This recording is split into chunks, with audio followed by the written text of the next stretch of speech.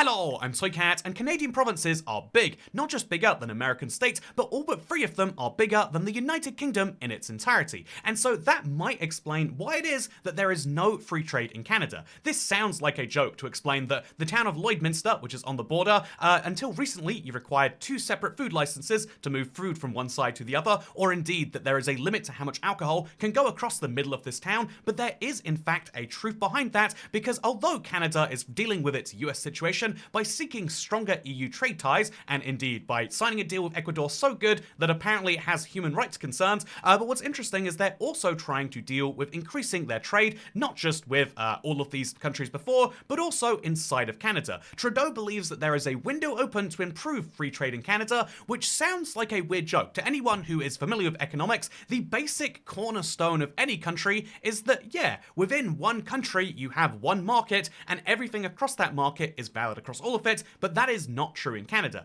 And so what's especially interesting about this article of talking about these trade barriers is that the growth within interprovincial trade is actually lagging behind that of international trade. That is to say, Canada is trading more and more of the world rather than trading more and more of itself. This is kind of going back to the concept of a Canadian federation to begin with.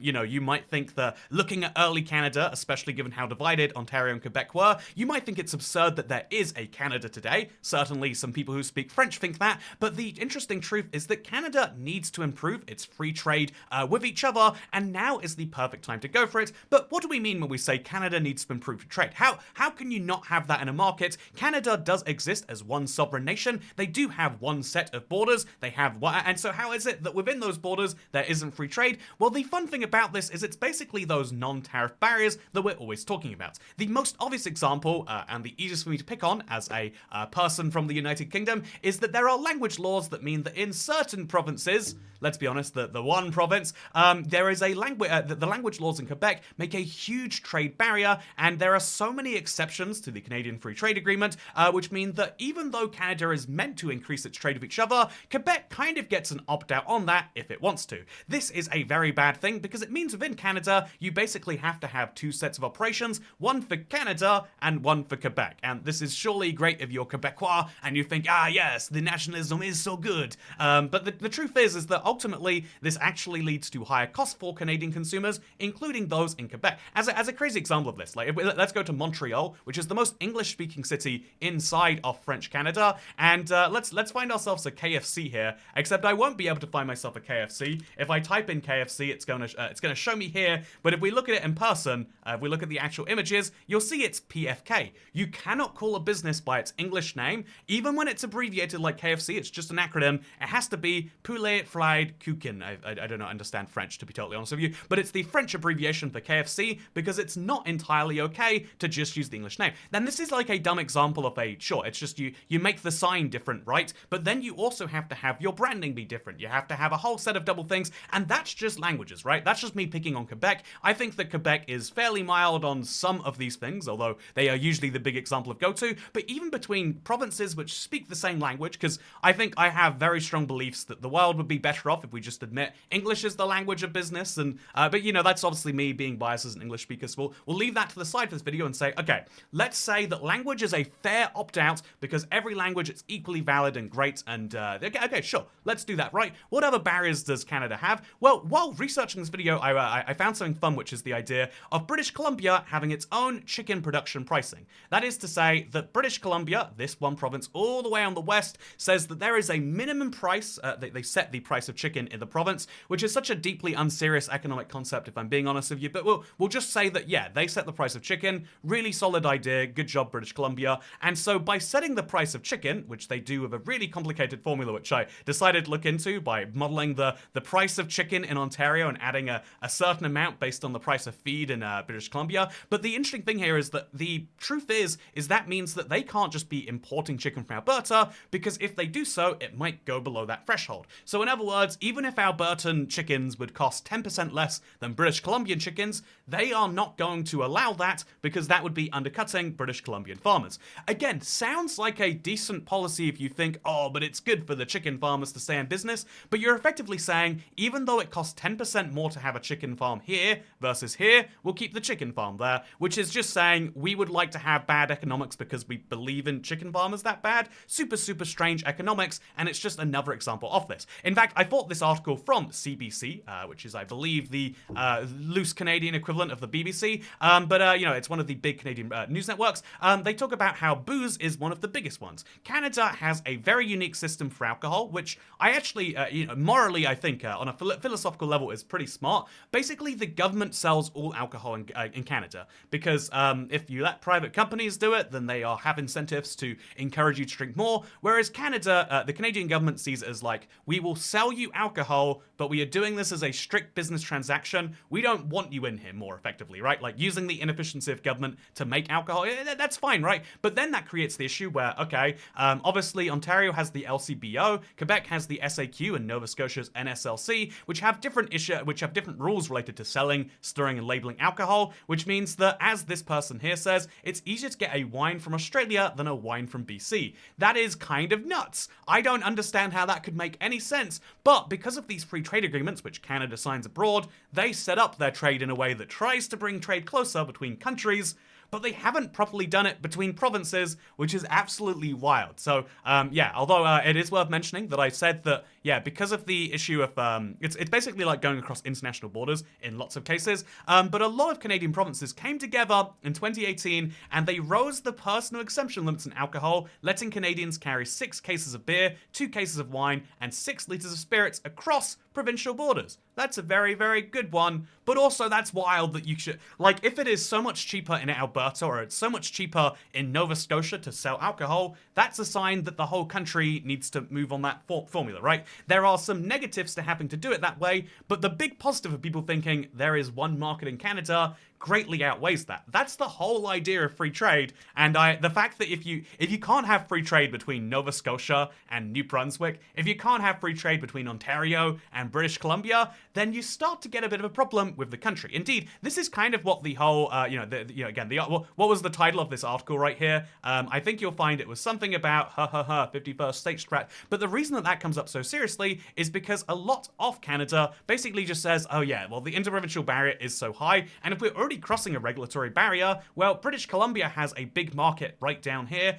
and it crosses an international border, but you might as well be doing that to go to Ontario. Not only is there a distance advantage to Washington, but also, if you're already crossing the same barrier and Washington's a wealthier and average state per person than Ontario is as a province, then you start to see the problem. In fact, even for shipping things across the continent, let's say you wanted to go from Vancouver to Toronto. These are the 2 biggest English-speaking cities in Canada, so it's a route you would want to do a lot. What is the fastest way to do that? Well, Google Maps doesn't want to tell me, but the fastest route to do that by about 5 hours is to cross for the US, which has the negative downside of having to cross the border both ways, right? Which, adds a little bit of paperwork to the journey. But the truth is, if you go across the one road in Canada, because there is one road in Canada, if you don't make it over this one bridge, good luck is what I'm saying. But when that bridge closes down, Canada splits in half. Very interesting by itself. But anyway, the point here is within Canada, there are different laws about this because guess what? As well as farming and food quirks, as well as job things,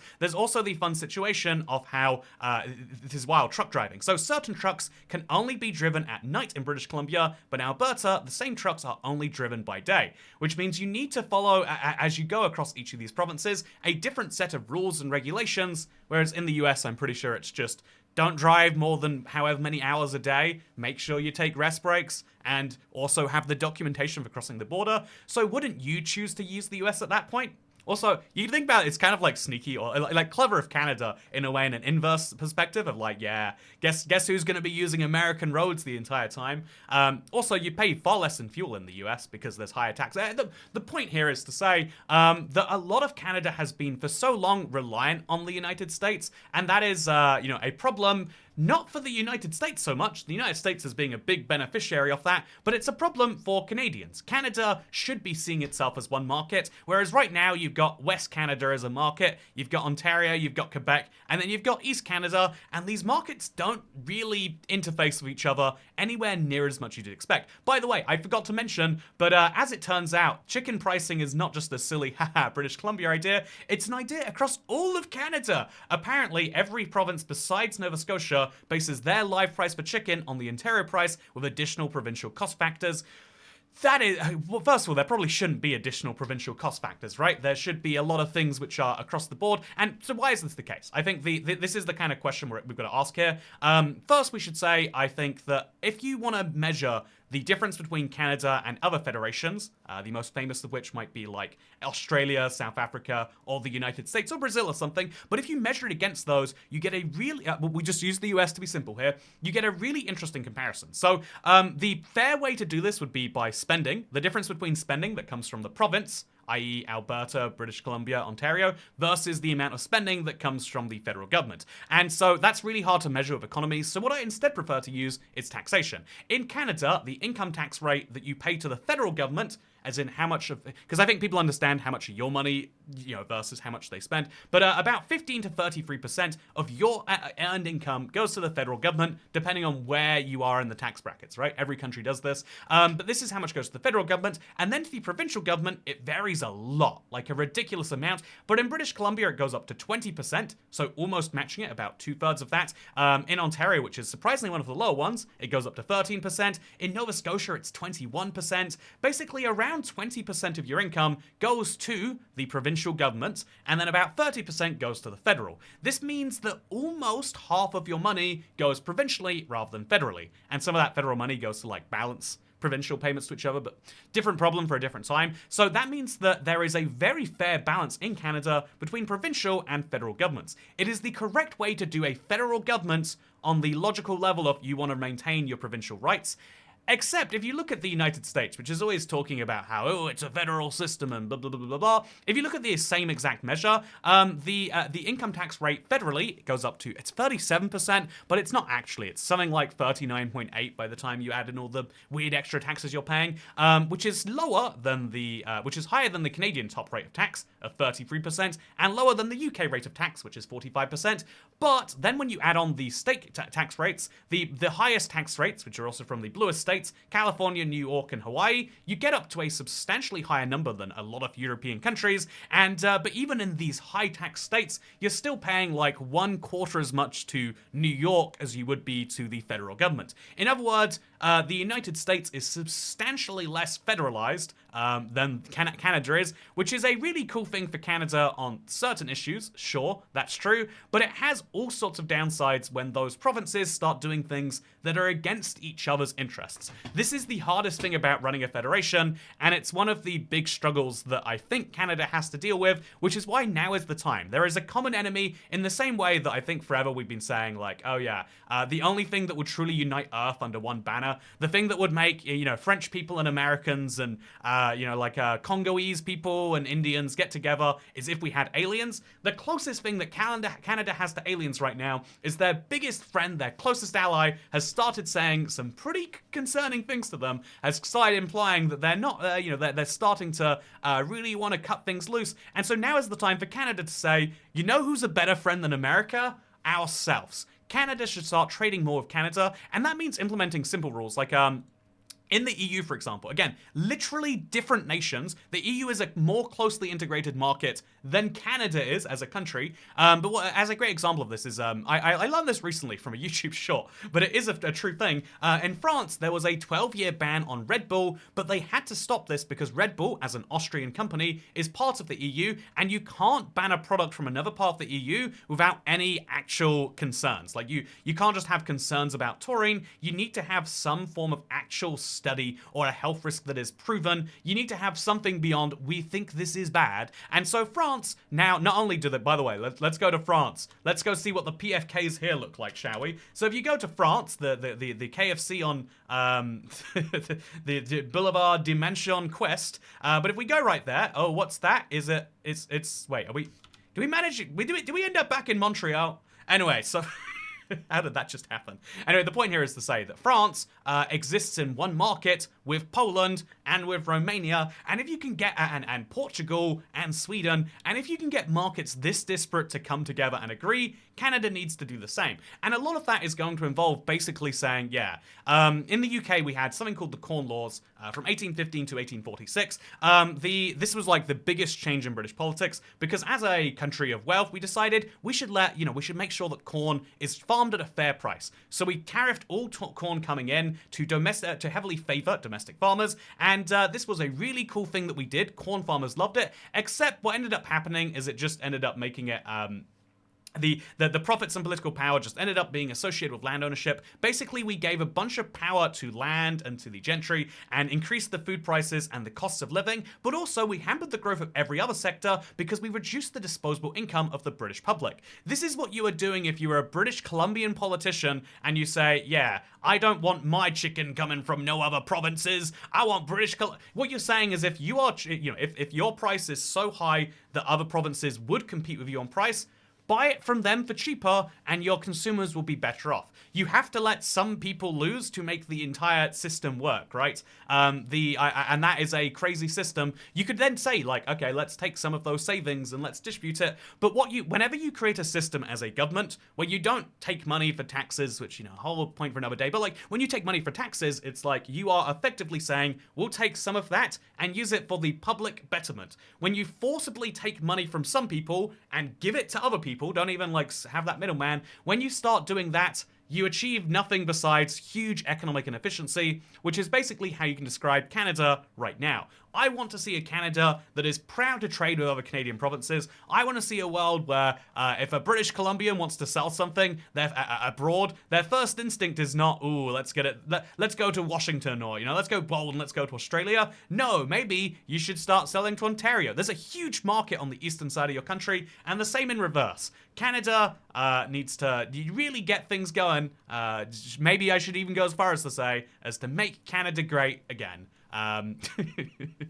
There we go. That's the way you do it. That's how you solve every issue, I'm pretty sure. Anyway, hope you all enjoyed this video. If you want to read about the interprovincial trade barriers, it's actually surprisingly like hard to find most of these rules. Like there isn't enough out there about, again, it's not as easy as some places, but the idea of like maple syrup being different, or Ontario saying that construction site toilets have to be open front, but Alberta is toilet seat neutral. What does this mean, Free trade with itself is like one of the goofiest ideas that Canada has to grapple with, but hopefully now is the time to do that. Anyway, hope you all enjoyed, because second channel, don't care. Goodbye.